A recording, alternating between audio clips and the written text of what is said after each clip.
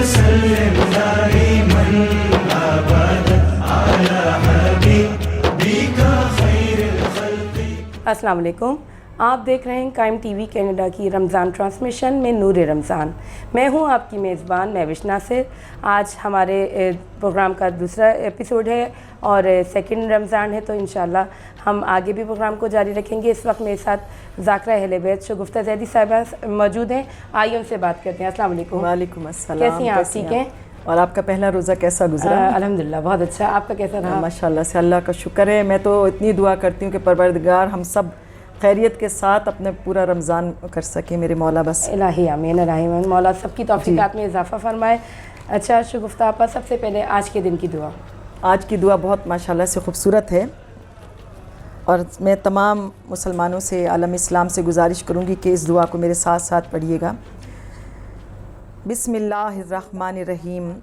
اللہم قربنی فیہ الی مرضاتک وجنبنی فیہ من سخطک ونقماتک ووفقنی فیہ لقراءۃ آیاتک برحمتک یا ارحم الراحمین. یہ آیت ہے، اور اس کے بعد ترجمہ سنیے گا کہ بار الہ مجھ کو اس ماہ میں اپنی خوشنودی اور رضامندی سے قریب کر، الہی آمین اور اپنی ناراضگی اور اپنے عذاب سے بچا لے. الہی آمین مجھ کو آیات قرآنی کی تلاوت کی توفیق دے. الہی آمین. اے رحم کرنے والوں میں سب سے زیادہ رحیم، اے بہترین رحم کرنے والے.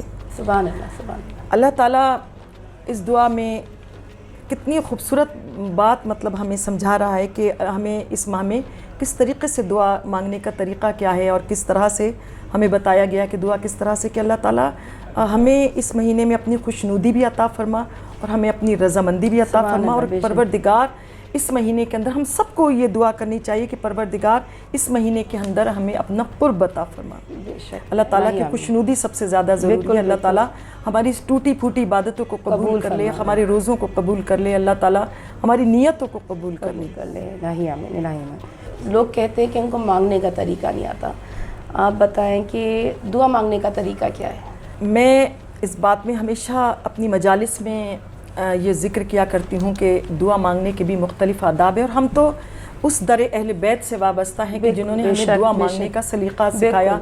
اتنی زیادہ ہمارے ہر ائمہ نے دعا پر زور دیا ہے کہ آپ یہ دیکھیے کہ آپ کوئی بھی دعائی کو میل اٹھا لیجئے. آپ اپنے مولا علی کی دعاؤں کے ترجمے دیکھیے، آپ اپنے مولا امام جعفر الصادق کی دعائیں دیکھیے کہ اس قدر خوبصورت دعائیں انہوں نے بتائی ہیں. اور اس کے بعد انہوں نے دعا مانگنے کے بھی آداب بتائے، کہ جیسے امام علی علیہ السلام نے کہا کہ مولا علی فرماتے ہیں کہ جب تم پہ مشکل پڑے تو سب سے زیادہ مددگار جو ہیں تمہارے دونوں ہاتھ ہیں. سبحان اللہ. یعنی آپ دیکھیں کتنی خوبصورت انداز میں مولا علی فرما رہے ہیں. تو کہا کہ اپنے دونوں ہاتھوں کو اٹھاؤ خدا کی بارگاہ میں، اور پھر خدا سے رو کر دعا مانگو. اس کے بعد آپ یہ دیکھیے کہ پھر فرماتے ہیں کہ وضو جو ہے وہ جوانوں کی طرح کرو. یعنی آپ یہ قول دیکھیے کہ وضو جو ہے وہ جوانوں کی طرح ہر قول میں ایک اور نماز جو ہے وہ بوڑھوں کی طرح پڑھو، اور اس کے بعد دعا جو ہے وہ بچوں کی طرح. سبحان اللہ. دعا بچوں کی طرح کرو. اس کے بعد میرے مولا امام محمد باقر علیہ السلام فرماتے ہیں کہ جب تمہارا جسم کانپنے لگے، یعنی آپ دعا مانگنے کے آداب دیکھیے کہ جب تمہارا جسم کانپنے لگے، آنسو نکلنے لگے، تمہارا دل ڈوبنے لگے، تو اس وقت اللہ سے رجوع کرو. تو اس کے بعد انہوں نے کہا کہ اگر آپ کا تیر جو ہے وہ سیدھا نشانے پہ لگے گا، آپ یہ دیکھیے انداز دیکھیے کہ تم فوراً دعا کرو جب تمہارا جسم کانپنے لگے، تمہاری آنکھوں سے آنسو آنے لگے اور تمہارا دل ڈوبنے لگے، تو تم فوراً دعا کے لیے ہاتھ اٹھاؤ، تو تمہارا تیر جو ہے وہ نشانے پر لگے گا. اور اس کے بعد کہا کہ بڑی خوبصورت بات ہے کہ لوگوں کو سمجھ جانا چاہیے کہ ہمارے مولا بتاتے ہیں کہ دعا مانگنے کے بھی تین طریقے ہیں کہ سب سے پہلے تمہاری دعا میں خلوص ہو، خلوص کے ساتھ دعا مانگو، تمہاری نیت میں کوئی شک نہ ہو. دوسری بات یہ کہ تمہاری دعا میں تڑپ ہو. تیسری بات یہ کہ جس سے مانگ رہے ہو اس کو پہچانتے ہو. بالکل بالکل. مسئلہ یہ ہے کہ ہم جس سے مانگ رہے ہیں ہم اس کی معرفت نہیں کرتے اور اس کو پہچانتے ہی نہیں. میرے مولا نے کہا نا کہ جیسے تم دعا مانگ رہے ہو تو تم تڑپ کے مانگو، یعنی رو کے مانگو. جب تمہاری دعا اس حد تک تمہاری آنکھوں میں آنسو آ جائیں تو فوراً ایک شخص نے کہا، جناب رسول خدا صلی اللہ علیہ وآلہ وسلم سے ایک شخص نے کہا کہ مولا مجھے رونا نہیں آتا، یا رسول اللہ مجھے رونا نہیں آتا، تو میری دعا تو قبول نہیں ہوگی. تو میں کس طرح پھر دعا مانگوں؟ اتنے کریم ہے میرے آقا، اتنے کریم ہے میرے آقا. میرے آقا نے کہا کہ تجھے کس بات پہ رونا آتا ہے؟ تو کہا کہ یا رسول اللہ مجھے اپنے دکھوں پہ رونا آتا ہے. یعنی میں اتنا غمگین، جب غمگین ہوتا ہوں تو فوراً رونا آتا ہے، لیکن اللہ کی بارگاہ میں رونا نہیں آتا. آپ نے دیکھی کتنی شان کریمی ہے میرے نبی کی. آپ نے کہا کہ بس جب نہ مصلی عبادت پہ آ تو پہلے خدا کی بارگاہ میں بیٹھ جب تو اپنے دکھوں کو یاد کر. کہا اپنے دکھوں کو یاد کر. جب تو اپنے دکھوں کو یاد کرے گا اور تیری آنکھ سے آنسو نکلیں گے تو فوراً خدا کی بارگاہ میں ہاتھوں کو پھیلا دینا. کہا کہ اللہ تعالیٰ وہ دعا بھی تیری قبول کرے گا کہ جو تو اپنے دکھوں کو یاد کر کے رو رہا ہے. تو دعا تو در حقیقت ایک مومن کا ہتھیار ہے. اور ہمارے پاس اتنا بہترین یہ مہینہ ہے نا کہ آپ یہ دیکھیے کہ اس میں تو میں کہتی ہوں کہ اس میں تو ہمیں چلتے پھرتے اپنے لیے دعا مانگنی چاہیے، اپنی بخشش کی دعائیں کرنی چاہیے. پورے سال اگر ہم نہیں مانگتے، میں خود بعض دفعہ میں خود اپنی ذات کی طرف دیکھتی ہوں، بعض دفعہ دعا مانگنے کو دل ہی نہیں چاہتا. ایسا لگتا ہے جیسے کسی چیز کی ضرورت نہیں یا کچھ مانگنا ہی. نماز پڑھی بس بے دلی سے کہا اللہ ہمیں بخش دے، اٹھ کے چلے گئے. جی. تو آپ یہ دیکھیے کہ وہی بات ہے کہ ہم دعا کی اہمیت کو سمجھتے نہیں. اور اب تو ہمیں اللہ کے فضل سے ہمیں ایک یہ ماہ مبارک ملا ہے نا، تو اس وقت تو اٹھتے بیٹھتے، کیونکہ اس کی تو ہر پل قبولیت کا وقت ہے. بے شک کہ آپ جو بھی دعا کریں اللہ کی بارگاہ سے رد نہیں ہوتی. ہر کسی کے لیے دعا کیجیے. جب آپ دوسرے کے لیے دعا کریں گے تو اللہ تعالیٰ ہماری دعا خود ہی مستجاب کرتا ہے. بے شک بے شک. اچھا شگفتہ آپا، سب سے اس کے بعد ہمارا سوال ہے کہ آج کا کوئی واقعہ جو ہمارے لیے باعث رہنمائی بنے. دیکھیے میں اللہ کی شان کا ایک واقعہ سنانا چاہتی ہوں کہ آج میں حضرت نوح کا اتنا خوبصورت واقعہ حضرت نوح کا کہ 900 سال تبلیغ کی ہے حضرت نوح. بے شک. اتنا روئے ہیں جناب نوح کے نام نوحہ کیا، اتنا نوحہ کیا کہ نام ہی نوح پڑ گیا. اللہ نے کہا کہ جب یہ بہت زیادہ تبلیغ کر رہے تھے اور لوگ آپ کو ستا رہے تھے، تنگ کر رہے تھے، تو ایک وقت جناب نوح پر ایسا آیا کہ آپ نے اللہ سے بد دعا کی. اللہ کہا کہ اللہ تعالیٰ اس قوم کو سدھرنا نہیں ہے، یہ قوم سدھرنے والی نہیں ہے، تو اللہ تعالیٰ ان پہ عذاب نازل کر دے. اللہ نے حضرت نوح کی علیہ السلام کی اس بد دعا کو سنا. اس کے بعد کہا کہ میں تمہاری اس جو تم نے مانگا ہے میں اس کو ضرور قبول کروں گا، لیکن پہلے میرا ایک کام کرو کہ تم میری محبت میں کوزے بناؤ. اب آپ دیکھیے کہ اتنا بڑا پروردگار اتنی بڑی فرمائش کر رہا ہے کہ میری محبت میں تم کوزے بناؤ. تو حضرت نوح نے اپنے ہاتھوں سے مٹی کو اکٹھا کرنا شروع کیا. یعنی کسی کی مدد نہیں لی، مٹی کو اکٹھا کرنا شروع کیا. اعلیٰ مقام سے مٹی اکٹھی کی. پھر اس کے بعد اعلیٰ مقام سے پاک پانی لے کر آئے، اور اس کے بعد کسی کی مدد کے بغیر اپنے ہاتھوں سے گوندنا شروع. اب دیکھیے جب انسان محبت پروردگار میں گوندتا ہے تو کتنی محبت سے گوند رہا ہوگا. اب جب وہ دیکھا کہ اب یہ مٹی جو ہے اس لائق ہے کہ اس کے کوزے بنائے جائیں، تو حضرت نوح نے پہلا کوزہ بنایا. کیونکہ ماہر کاریگر تو نہیں تھے، تو پہلا کوزہ بہت زیادہ ٹیڑھا بنا، اچھا نہیں بنا، تو ایک طرف رکھ دیا. پھر دوسرا کوزہ بنایا، پھر تیسرا. اس طرح بناتے جناب نوح اتنے ماہر ہو گئے کہ اب جب انہوں نے کوزے بنانے شروع کیے تو ایک سے بڑھ کر ایک کوزہ، اتنی خوبصورت تخلیق جناب نوح نے بنائی کہ ایک پہاڑ بن گیا خوبصورت. جب انہوں نے دیکھا کہ اب میں پرفیکٹ ہوں، اب اللہ کی بارگاہ میں یہ تحفہ میں پیش کر سکتا ہوں کیونکہ یہ بالکل پرفیکٹ ہے، تو اب اللہ سے دعا کی کہ پروردگار دیکھ میں نے تیری محبت میں جس کو خلق کیا ہے، جس کو میں نے تخلیق کو اپنے ہاتھوں سے گوندا ہے، اپنے ہاتھوں سے بنایا ہے، پروردگار ایک نظر ڈال.